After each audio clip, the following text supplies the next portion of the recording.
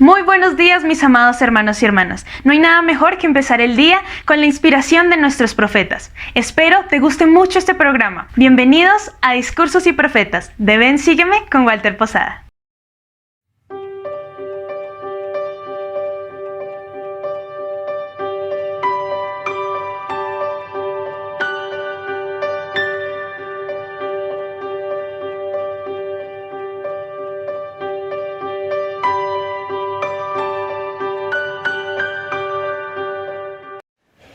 Thank you, President Eyring. Muchas gracias, presidente Eyring. Me encanta escuchar a mis hermanos y hermanas hablar. Los 10 mandamientos son fundamentales para las religiones cristiana y judía. Fueron dados por Dios a los hijos de Israel por medio del profeta Moisés. Los primeros 2 de estos mandamientos guían nuestra adoración y nuestras prioridades. En el primero, el Señor mandó: no tendráis dioses ajenos delante de mí. Siglos más tarde, cuando a Jesús se le preguntó cuál es el gran mandamiento de la ley, Él contestó, como acaba de recordarnos el presidente Eyring: amarás al Señor tu Dios con todo tu corazón y con toda tu alma y con toda tu mente. El segundo de los 10 mandamientos profundiza la instrucción de no tener dioses ajenos e identifica lo que debe ser la prioridad suprema en nuestra vida como hijos de Dios. No te harás imagen ni ninguna semejanza de cosa alguna, en el cielo o en la tierra. El mandamiento también agrega: no te harás imagen a semejanza alguna, no te inclinarás a ellas ni las honrarás. Más que prohibir simplemente los ídolos físicos, establece una prioridad fundamental permanente. Jehová explica: porque yo soy Jehová tu Dios, celoso, y que hago misericordia a los que me aman y guardan mis mandamientos. El significado de la palabra celoso es revelador. Su origen es hebreo y significa poseer sentimientos sensibles y profundos. Ofendemos a Dios cuando nos inclinamos u honramos a otros dioses, cuando tenemos otras prioridades más importantes. ¿Qué otras prioridades honramos antes que a Dios, incluso por personas religiosas en nuestros días? Consideren estas posibilidades, todas muy comunes en nuestro mundo: tradiciones culturales y familiares, lo políticamente correcto, aspiraciones profesionales, posesiones materiales, actividades recreativas, poder, prominencia y prestigio. Si ninguno de estos ejemplos parece aplicarse a ninguno de nosotros, probablemente podemos sugerir otros que sí lo harán.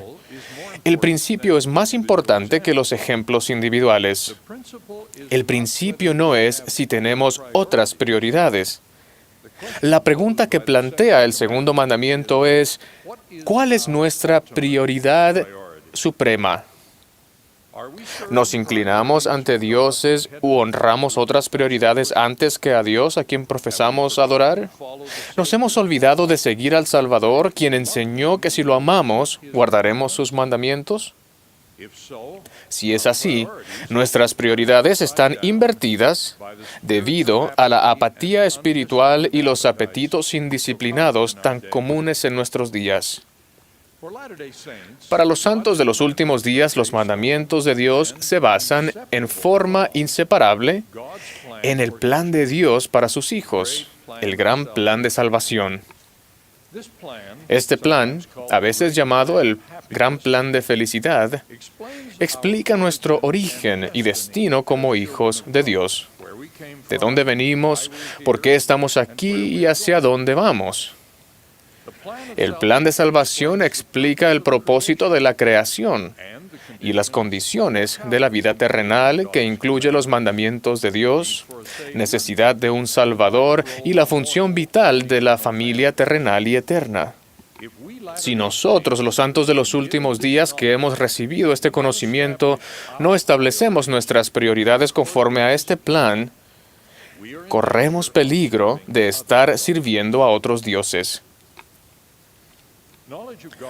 El conocimiento del plan de Dios para sus hijos da a los santos de los últimos días una perspectiva única sobre el matrimonio y la familia.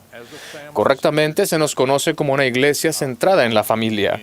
Nuestra teología empieza con padres celestiales, y nuestra aspiración más elevada es lograr la plenitud de la exaltación eterna. Sabemos que esto es posible en una relación familiar. Sabemos que el matrimonio de un hombre y una mujer es necesario para el cumplimiento del plan de Dios. Solo este matrimonio proporcionará el entorno apropiado para el nacimiento terrenal y para preparar a los miembros de la familia de la vida eterna. Consideramos el matrimonio y el dar a luz y cuidar a las personas e hijos como parte del plan de Dios y como un deber sagrado de aquellos a quienes se les da la oportunidad de hacerlo. Creemos que los máximos tesoros en la tierra y en el cielo son nuestros hijos y nuestra posteridad.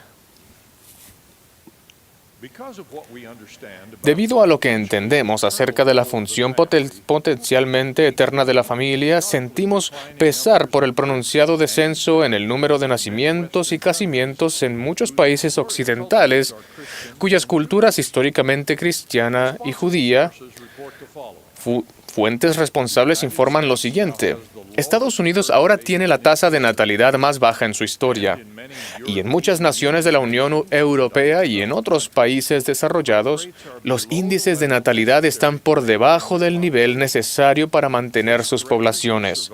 Esto amenaza la supervivencia de culturas e incluso de naciones. En Estados Unidos, el porcentaje de jóvenes adultos de 18 a 29 años que están casados descendió de 59% en 1960 a un 20% para el año 2010. La edad promedio para el primer matrimonio está ahora en el nivel más alto en la historia, 26 para las mujeres y casi 29 para los hombres. En muchos países y culturas, la familia, número uno, la familia tradicional de un padre y una madre casados y sus hijos está llegando a ser la excepción en un lugar de la regla. 2, la búsqueda de una profesión en vez del matrimonio y el tener hijos es una decisión de cada vez más mujeres jóvenes. Y 3, la función de los padres y la percepción de que son necesarios tienden a disminuir. En medio de esas tendencias, somos conscientes de que el plan de Dios es para todos sus hijos y que Dios ama a todos sus hijos en todas partes. En el primer capítulo del libro de Mormón se declara sobre Dios: tu poder y tu bondad y misericordia se extienden sobre todos los habitantes de la tierra. Un capítulo más adelante dice: ha dado gratuitamente su salvación para todos los hombres. Y todo hombre tiene tanto privilegio como cualquier otro y nadie es excluido. En consecuencia, las Escrituras enseñan que somos responsables de ser compasivos y caritativos, amorosos hacia todas las personas.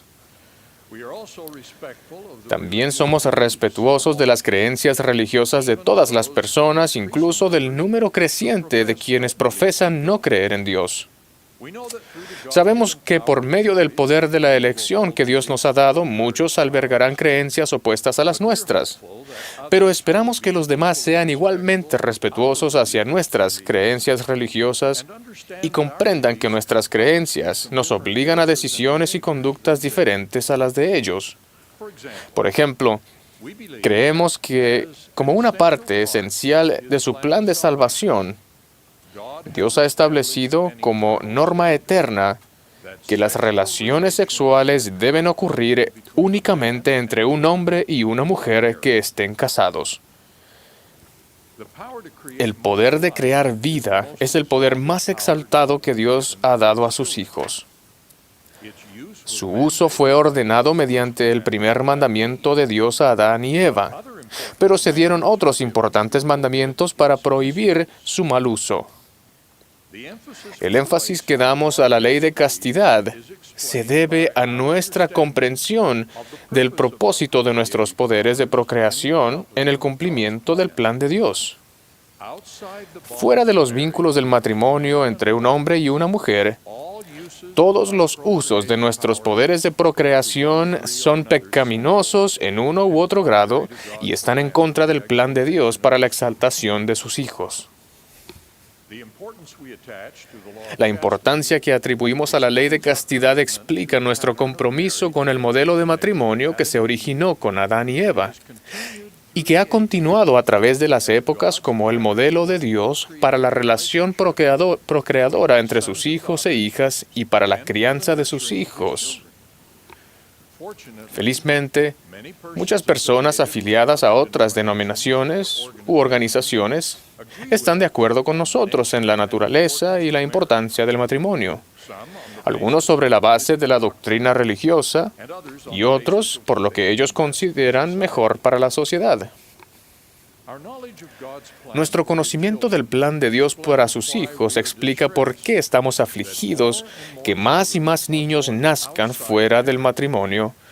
Actualmente, 41% de todos los nacimientos en los Estados Unidos y que el número de matrimonios que viven juntos sin casarse haya aumentado considerablemente en los últimos 50 años.